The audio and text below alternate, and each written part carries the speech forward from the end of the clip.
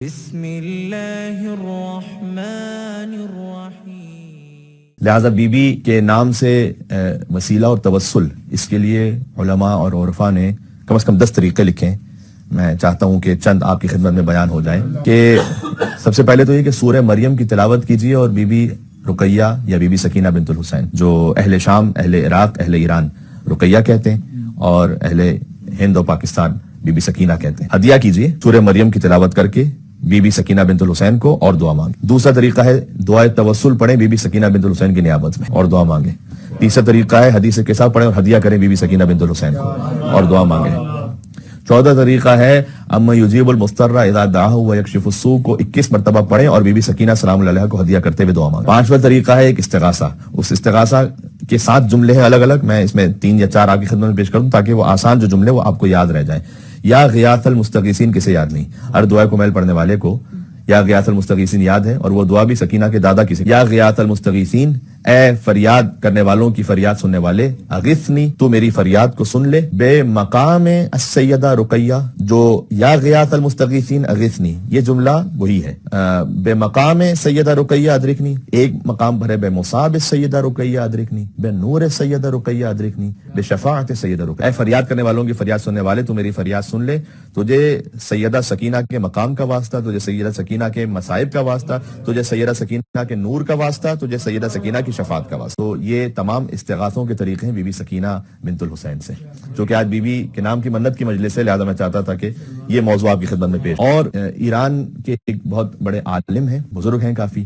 لیکن وہ عالم کے ساتھ ساتھ روزہ خوان یعنی مصائب کا بیان کرنے والے بھی ہیں، جنہیں مداح کہتے ہیں ایران میں۔ تو امامہ نہیں پہنتے وہ، اور زیادہ تر اب وہ روزہ خوان اور مداح کے نام سے زیادہ معروف ہیں، جن کا نام ہے حاج غلام رضا سازگار۔ انہوں نے یہ بات بیان فرمائی، وہ خود بھی بزرگ ہیں، وہ کہتے ہیں کہ ایک اور بزرگ مداحی کرنے والے تھے امام حسین علیہ السلام کی، جن کا نام تھا آغا افشار۔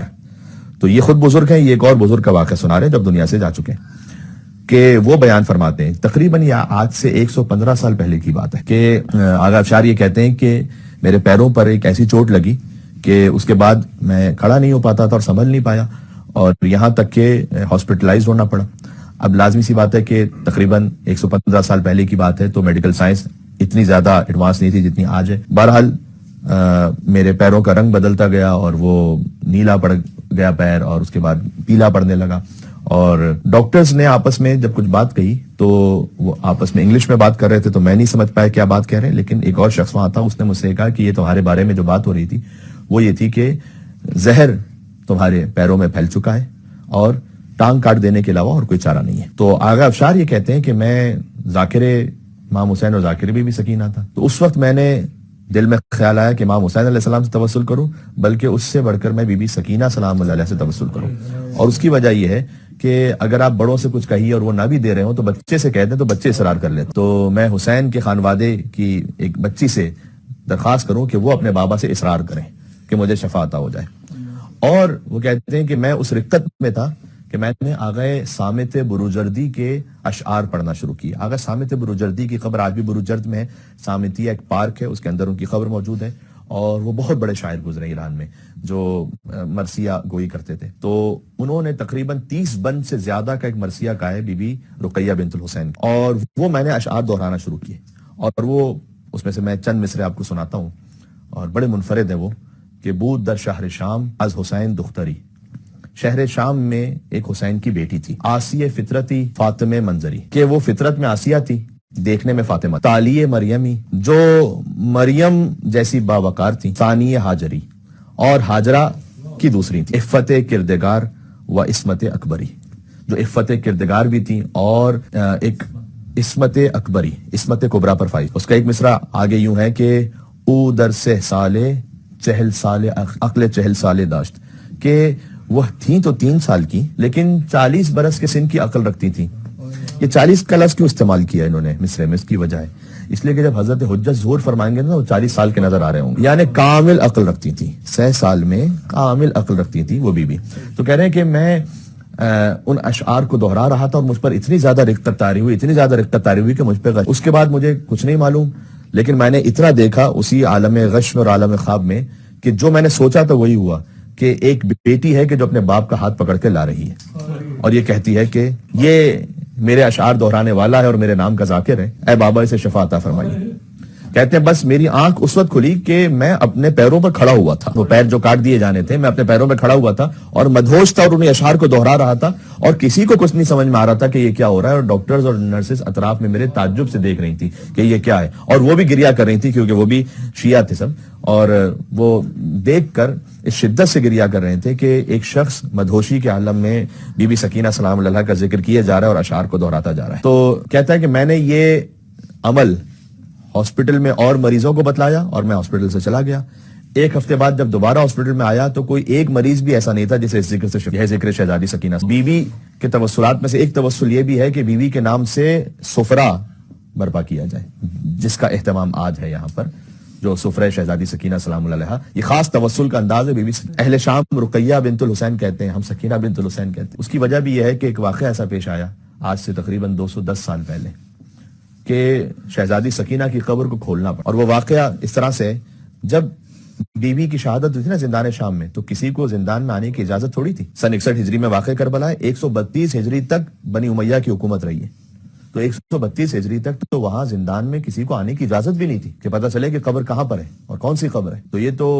فقط مولا سید سجاد نے اپنی خواہر کو دفن کر دیا زندان شام میں۔ جب بنی امیہ کی حکومت ختم ہوئی نا تو لوگ آہستہ آہستہ آئے وہاں، اور انہوں نے دیکھا کہ قبر ہے۔ اب یہ قبر کون سی ہوگی؟ تو شام والوں نے سمجھا کہ شاید یہ علی کی کسی بیٹی کی قبر ہو، شاید۔ تو انہوں نے کہا کہ بی بی زینب تو واپس گئی تھی، یہ تو سب کو معلوم تھا کہ بی بی زینب نے تمام مجلس برپا کی تھی۔ بی بی ام کلثوم بھی واپس گئی تھی، اور بی بی ام کلثوم کا وہ نوحہ کہ جنہوں نے مدینہ پہنچ کر مدینہ تو جدنا لا تقبلینا پڑھا، وہ بھی زبان زد عام تھا۔ تو یہ تو نہ بی بی زینب ہے نہ بی بی ام کلثوم ہے۔ تو انہوں نے سوچا کہ ایک بیٹی تھی علی کی جن کا نام تھا رقیہ، حضرت مسلم ابن عقیل کی زوجہ، تو شاید یہ وہ ہوں گی۔ تو اس قبر پر تختی لگا دی گئی رقیہ بنت علی، اور سالہ سال تک، صدیوں تک ایسا ہی رہا، رقیہ بنت علی کے نام سے وہ قبر معروف رہی۔ 210 سال پہلے ایک واقعہ پیش آیا۔ سید ابراہیم دمشقی، نجیب الطرفین سید، انتہائی پاکیزہ، با اخلاق، با تقویٰ، کتاب خیرۃ النسواء میں بھی واقعہ موجود ہے اور اسام زندہ میں بھی ہے، میں دونوں کو ملا کر پڑھ رہا ہوں آپ کی خدمت میں۔ کہ ایک کتاب میں ہے کہ سید ابراہیم دمشقی کی بیٹیوں نے خواب دیکھا، 3 بیٹیوں نے، ایک کے بعد ایک، اور ایک کتاب میں ہے کہ خود انہوں نے خواب دیکھا کہ بی بی سکینہ سلام اللہ علیہا تشریف لائیں خواب میں، اور انہوں نے یہ فرمایا کہ میری قبر میں پانی رس رہا ہے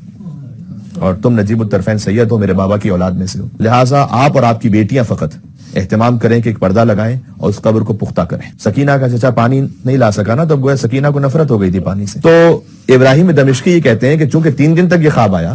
تو میں گیا اس شہر کے گورنر کے پاس جو ترکی حکومت کی طرف سے وہاں پر تعینات تھا، اور میں نے ان سے جا کر یہ کہا کہ میں نے خواب دیکھا، اور ان کی کریڈیبلٹی اتنی زیادہ تھی کہ سب نے ان پر یقین کیا اور کہا کہ آپ ہی اہتمام فرمائیے۔ ایک پردہ لگا دیا گیا اور پردے کے اندر ابراہیم اور ان کی 3 بیٹیاں، بعض نے لکھا 1 دن کا واقعہ، بعض نے لکھا 3 دن کا واقعہ ہے۔ جنہوں نے لکھا 3 دن کا واقعہ ہے انہوں نے لکھا کہ بی بی سکینہ سلام اللہ علیہا کا معجزہ تھا کہ 3 دن تک نہ انہیں بھوک کا احساس ہوا نہ پیاس کا احساس ہوا، اور وہ قبر کی مرمت کرتے رہے۔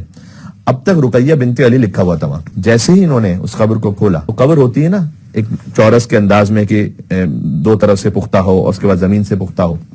لیکن انہوں نے دیکھا کہ جیسے ہی انہوں نے تھوڑی سی مٹی ہٹائی تو ایک لاشا نظر آ گئی۔ اور واقعاً سوچنے کی بات یہ ہے کہ بیمار امام سید سجاد نے بندے ہوئے ہاتھوں کے ساتھ، جن ہاتھوں میں ہتھکڑیاں ہوں، اپنی بہن کو زندان شام میں کیسے دفنایا ہوگا۔ کوئی آلات تو نہیں تھے کہ قبر بنائی جا سکے، قبر کیسے کھودی جائے وہاں؟ سجاد نے انہی کند ہتھکڑیوں سے قبر کھود کھود کر بس اتنی جگہ بنائی کہ بہن کا لاشا سپرد خاک